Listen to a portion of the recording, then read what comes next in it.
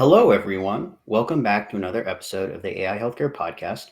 I'm your host, Dylan Reed, and today we are joined with my friend, Len May, who is the founder and CEO of EndoDNA. Len, thank you so much again for your time today. Appreciate it, brother. Thanks for having me on. And just to start off the conversation, how did you get into the healthcare space?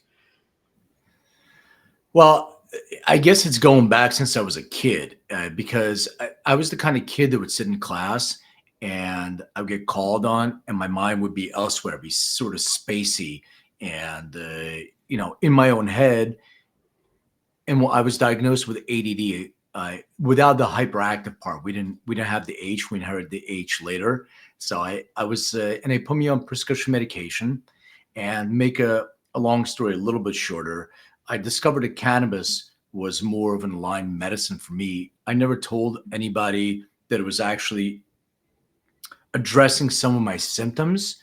Everybody was consuming for quote unquote like a recreational purposes, but it was actually helping me. So I got rid of all my prescription medication, and my parents would occasionally catch me consuming. And some point when I was in my late teens, they actually ended up calling the cops on me and trying to have me arrested and kick me out of the house. The irony of the story is, but my parents consume, formulations my company has patents on now using my DNA technology and all that stuff.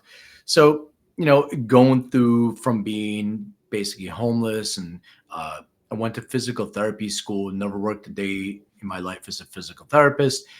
Went to work I was in the music business for a little bit, and my wife, my girlfriend, who's my ex-wife now, told me I have to get a real job. So I went to work for companies like PwC, Price Waterhouse, Coopers. I worked for a venture capital company. And then I went into real estate. I was a commercial real estate broker for Keller Williams Commercial. And all this time, I always focus on my own personal health and wellness. And all this time, I've been consuming different formulations of cannabis to try to address my own symptoms.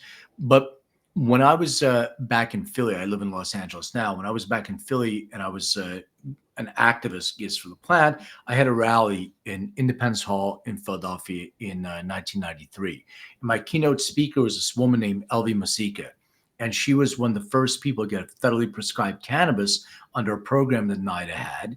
And she had this cannabis that had a USDA label on it.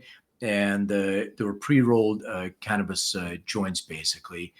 And she would light up in front of federal rangers, etc. But the interesting part about that was that in the morning when we got woken up, there was a loud noise. I had the sculpture in my house.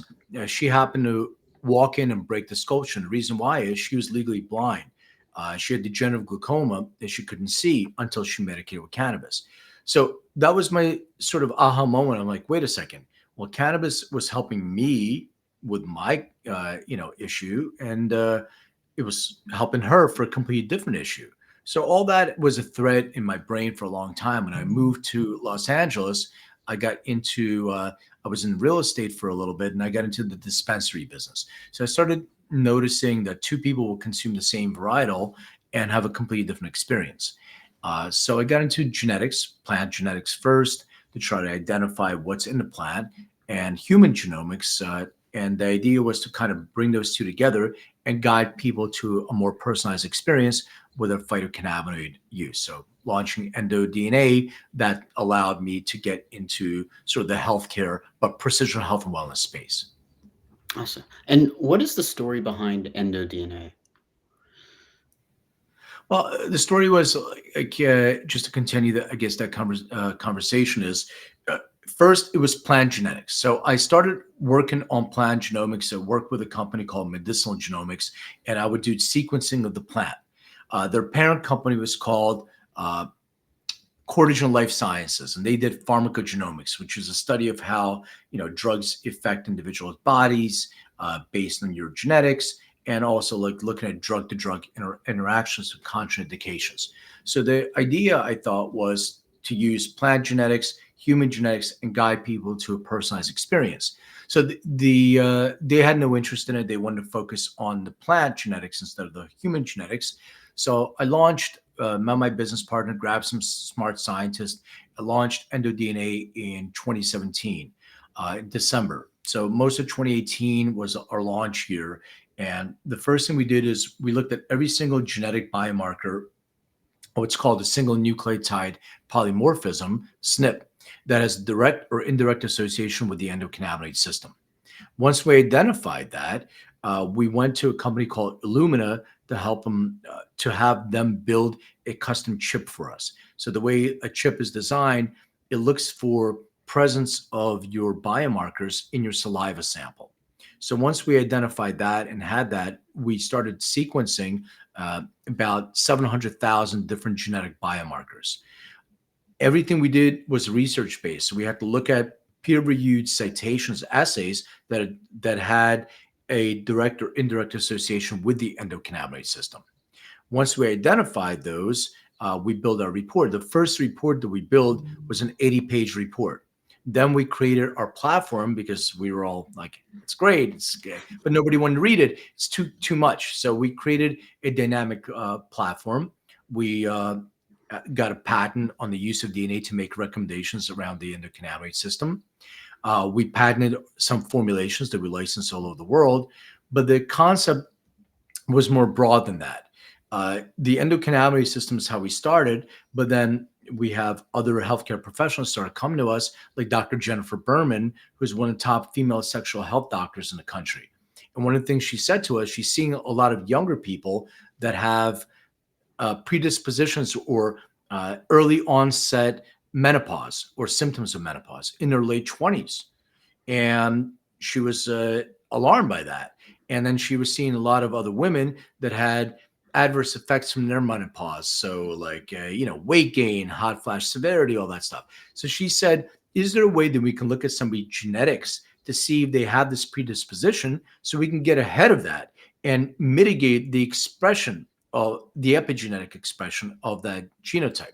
So we created what we call the menopause biotype test, and it looks at all those things. And then we started expanding from there to male hormone health, to personalized nutrigenomics, mental health, skin, and even a canine test. So the idea is to be able to use our technology, AI, to have your genotype, to have your interactive treatment plan that's personalized to the individual, and then to have a feedback loop where the AI can say, all right, Dylan, there's 100 people that are similar to you that have taken this protocol and showed that it was efficacious. So let's see what we can do to replicate that. So that's really the idea and the concept behind it.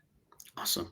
And I want to go back to kind of what you said previously about the science aspect. So what is it about like cannabinoids in particular that, you know, from, looking at the website, talked about how, there's been extensive scientific research on it. Like what is the miscommunication between, on the science end versus the general public here in the United States? I think it's not just cannabis. I think it's drugs in general. We classify drugs based on a nomenclature that is archaic, that doesn't really make any sense. So I'll talk about cocaine. Not an advocate of cocaine, but it's a Schedule II narcotic. And one of the ways that it works is when you consume cocaine, it binds to your dopamine receptors and it squirts 100 times. I'm just giving an example, not specifically 100 times, a lot more dopamine that you would normally secrete. And it blocks the reuptake of the dopamine. So you're getting a lot of the dopamine hit. And at some point, the dopamine is taken back up. Your brain then says, okay, well, I like dopamine. I want to rest and not secrete dopamine. So I'm going to send a signal for an exogenous dopamine ligand, so which is cocaine. So give me more of that, binds to a receptor, releases more dopamine, and then you have this dependence on that. So the way the cannabis works, it works similarly to other drugs, but we have this endocannabinoid system. And this is something that I think is extremely important for people to understand because we evolved with the system. There is, for thousands and thousands of years, we, through the evolutionary process, have things that we no longer have a use for. Maybe an appendix was something that was useful, thousands of years ago in our bodies, but it doesn't have that same purpose anymore. But the endocannabinoid system evolved with us. So the endocannabinoid system is a primary modulating system.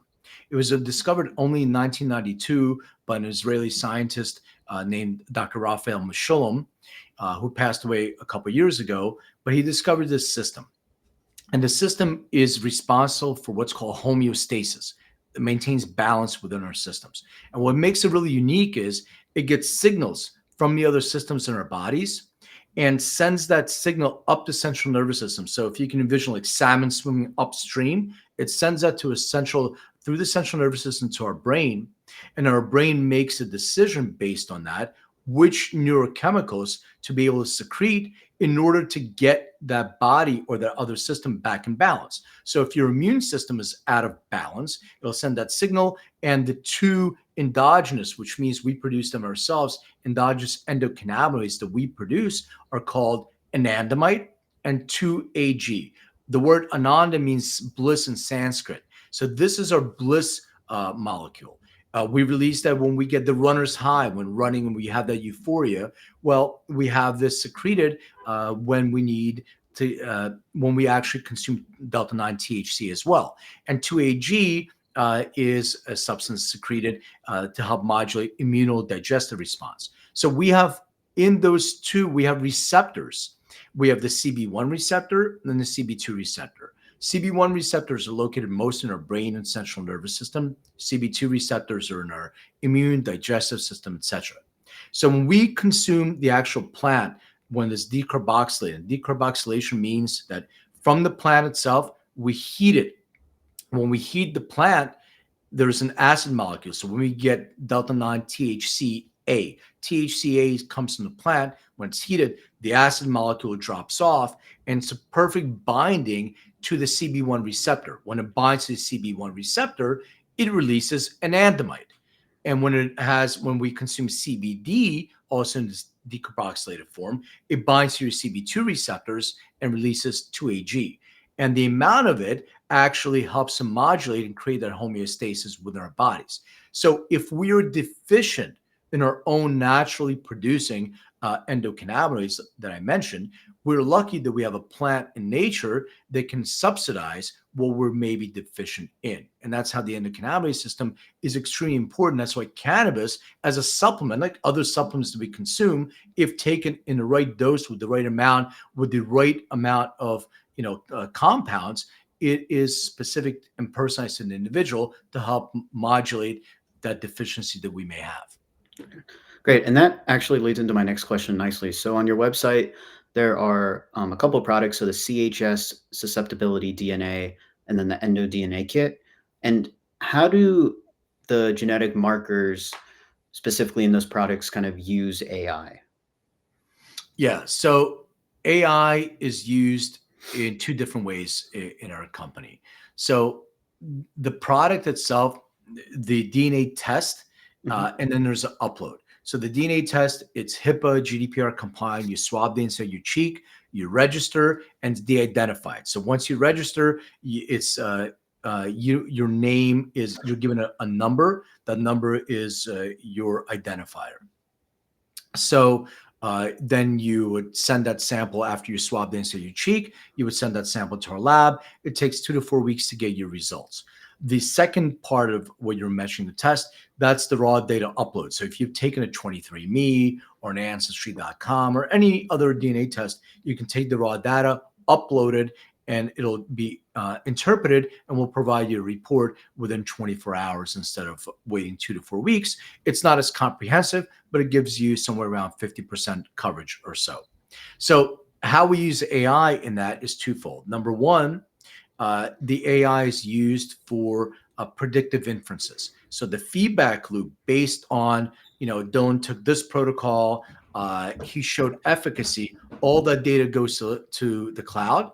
Then the AI starts saying, you know what, there's 100 people similar to your genotype that have taken this protocol and showed that it was efficacious. The second way that we use AI is to be able to, and that's sort of what we're finalizing our build now, is the ability to chat with your DNA. So having a specific system that allows you to dynamically interact with your DNA. So if you're a healthcare professional and you want to say, can you show me all the inflammatory markers? You can do that on the fly because we're training our LLM, our own model for that. Now, cross-reference that with any markers that are associated with metabolism or poor metabolism. So I'll do that on the fly as well. So the AI learns, gives you the specific information that you need, and also with the feedback loop, it can tell you which protocol, which treatment plan is more efficacious for a certain type of individual based on that feedback that we received. Oh wow. So it's so you're kind of like, you're kind of making sure that the respective individual, if they decide to use an EndoDNA product, is not kind of going in blind and is like, I have no idea what I'm supposed to do here. Man, it's interesting that you bring that up because I'm a big proponent of all kinds of different tests. I'm on my own guinea pig. All the genetic tests I do, microbiome tests I do, all these different things because quote unquote biohacker. I'm always trying to learn on myself. But the thing that I've always it amazes me how information stops. So I've taken this test. It shows me I have a genetic predisposition, and I ask myself, well, now so what? And what I wanted to do with our company is to answer the now so what question. Well, now so what? Well, okay, on the endocannabinoid system side, what it does, it bookends the experience. So number one, it gives you genetic predispositions. Maybe you have a predisposition to stress reactivity. Well, okay, if you're working with a healthcare professional and you're coming in and saying, man, my neck hurts, my knees hurt, I have all these aches and pains. And it happens to me is, oh, you know what? We'll give you some anti-inflammatory ibuprofen. We'll give you a shot in your knee. It'll relax the inflammation, or you should alleviate the pain. Well, I want to know what's causing that. And maybe it has nothing to do with anything except for stress. Maybe it's all the cortisol level that's actually secreted into my bloodstream. And if I have a genetic predisposition to stress reactivity, I'm actually producing more cortisol than the average person. That can lower my pH level. They can make me more acidic. That can actually create an overactive immune response, like a cytokine. Now I feel inflammation. Now I feel pain in my joints, ankles, knees, hips, neck, back, etc. Well, if I have predisposition to gut health issues, it can move into my gut health and trigger things like IBD, etc. So the idea is, number one, I know I have a genetic predisposition to that. Number two, here's a formulation ratio of cannabinoids, terpenes, which are the essential oils of the plant, that may be more aligned with me. Okay, let's take it a step further. Next is, let's look at your drug to drug interactions. Are you taking prescription medication? Are you taking other things that may interact with the response to that phytocannabinoid you're consuming? Okay, now you know what to take with what, or not to take your prescription medication. Next thing is, what about dosing? And dosing can be based on metabolic function. So how you metabolize. And there's a series of genes called cytochrome P450. We all have these genes, and each one of them produces an enzyme that helps us metabolize something.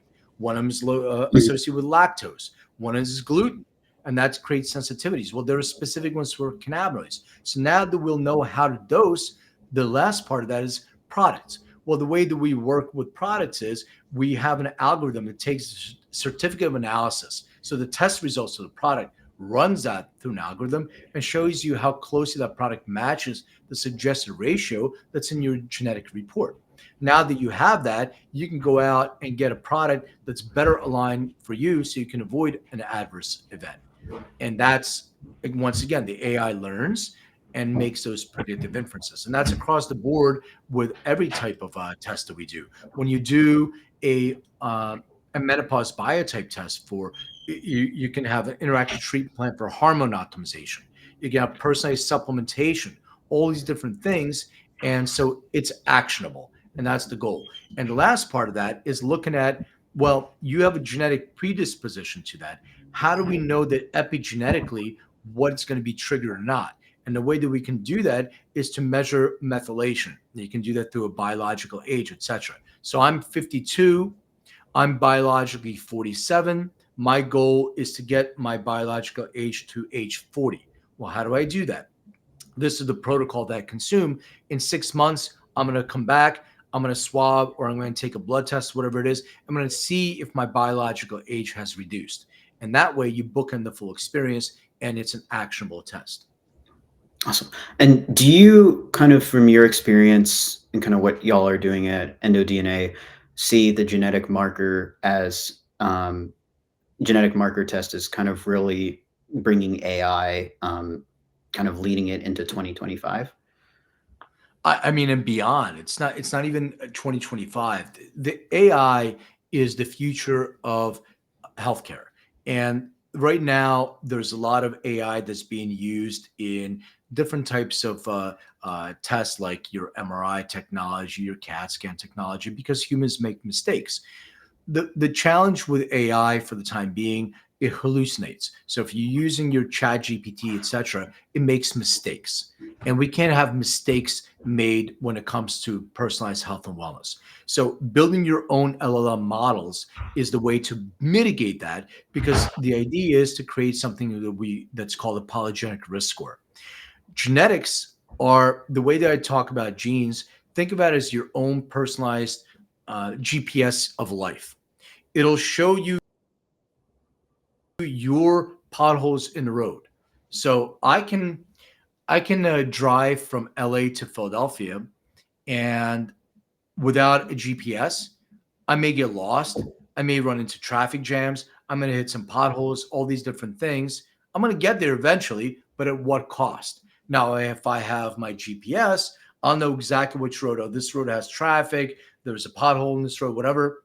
That's how I look at genetics. So now that you know where your personal potholes are in the road, now you can know what to consume to mitigate the expression of the epigenetics that you may not want. Turn those switches on and off.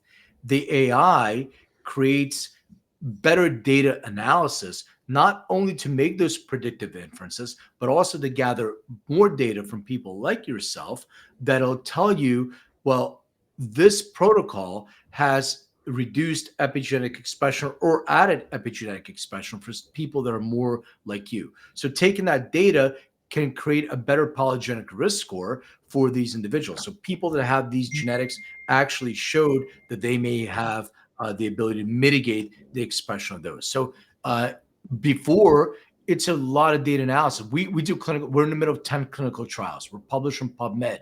Well, before using AI, it's so much work to be able to analyze data. You have controls, you have different genes, you have the affected alleles, all these different things. But with AI, it's almost instantaneous. You can train the model, it'll spit that information out, and it's going to be accurate. And that's the reason why we're focusing on that as the future Awesome. of healthcare. And bring it more on a macro level. So the company's motto, according to the website, is "Your endocompatibility is our life's work." What does that mean to you as the founder and CEO of the organization? Yeah, you broke up for a second. One more time. Sorry. Yes. So the company's motto is "Your endocompatibility is our life's work." What does that mean to you as the founder and CEO of the organization? Well, endocompatibility is that ability to find what it is that you may personally deficient in, and the products of that is compatible with your endocannabinoid system. So one of the biggest factors is what we want to do is mitigate those adverse effects. So I'll give you an example. Grandma Mary, and we had this. This is a real life example. I'm just changing the name of the person. Was diagnosed with cancer, living in assisted living facility, and going through chemo. Had really a lot of adverse effects from chemo treatment. Her healthcare professional suggested, trying cannabis. So she went to a dispensary. The bud tender suggested some gummies, edibles.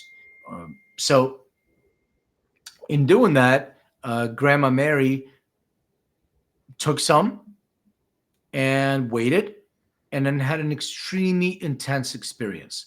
Uh, Said she was, high, hallucinating for almost 2 days.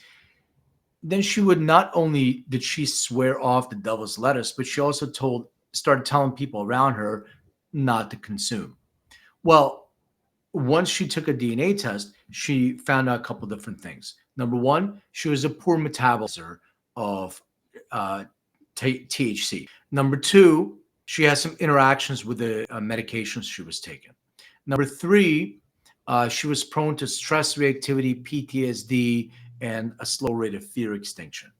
So, understanding all that, she was able to take a formulation that was more aligned with her. So, something that had lower amounts of THC, method of consumption instead of first pass consumption and edible, she did sublingual consumption. So sublingual consumption, like a tincture, goes through your sublingual cavity under your tongue. It bypasses your liver, so it doesn't have that conversion of 11-oxyhydroxide, which act differently than delta 9 THC. Also, she was able to take a formulation with a different terpene profile. Terpenes are part of the plant as well. They're the essential oils of the plant. That's more calming.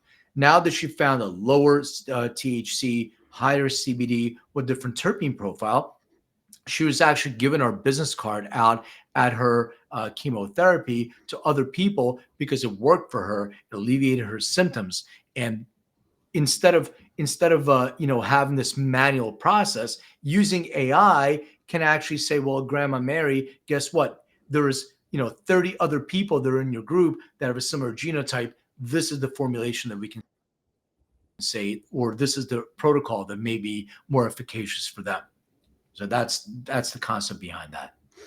Awesome. And that's quite interesting. And to bring the move the conversation even more forward is, how do you envision EndoDNA contributing to the greater national AI healthcare conversation that we're having right now?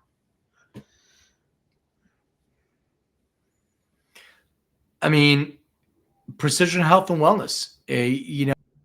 It's I've reached out to RFK people because our food, our medicine, everything is cookie cutter.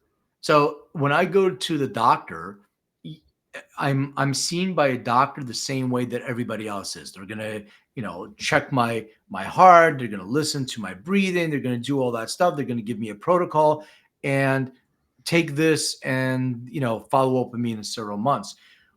Why I'm not like you, you're not like me. I should have a personalized experience with my health and wellness. Well, the idea is it's going to take too long. A doctor can't spend an hour with every patient. There's just not enough hours in a day. They can't, but AI can.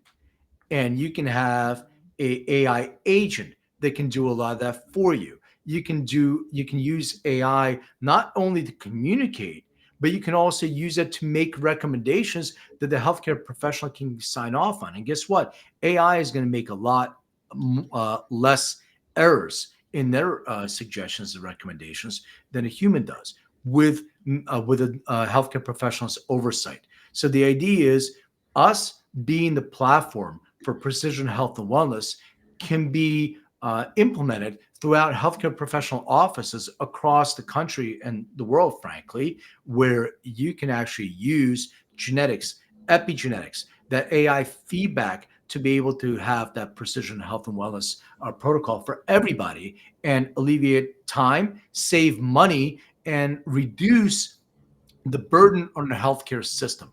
The healthcare system is designed as sick care right now. It's not designed as preventative healthcare.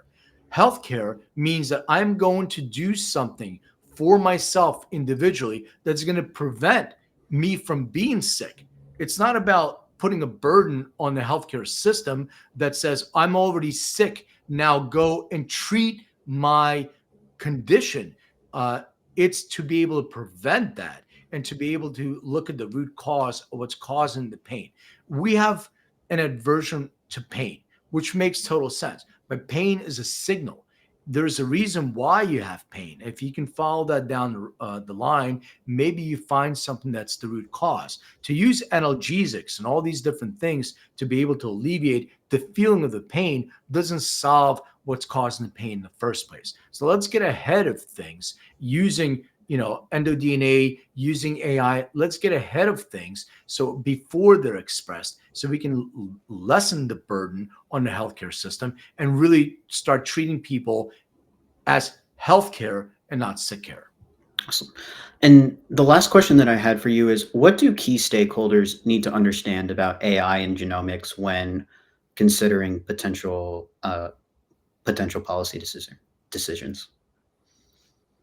Well, I think key stakeholders need to understand that this is only the beginning. It's going to take time. And the way that we're going to build this in as a standard of practice is that AI modeling feedback loop. So if you standardize, like the country of Iceland, for instance, genotypes every single citizen. You have a data bank, and people are concerned in the United States, oh, they're going to get my DNA, they're going to get my data. It's not about my data, it's about anonymized data to make better predictions on healthcare. So getting everybody genotyped will allow us to create pattern recognition.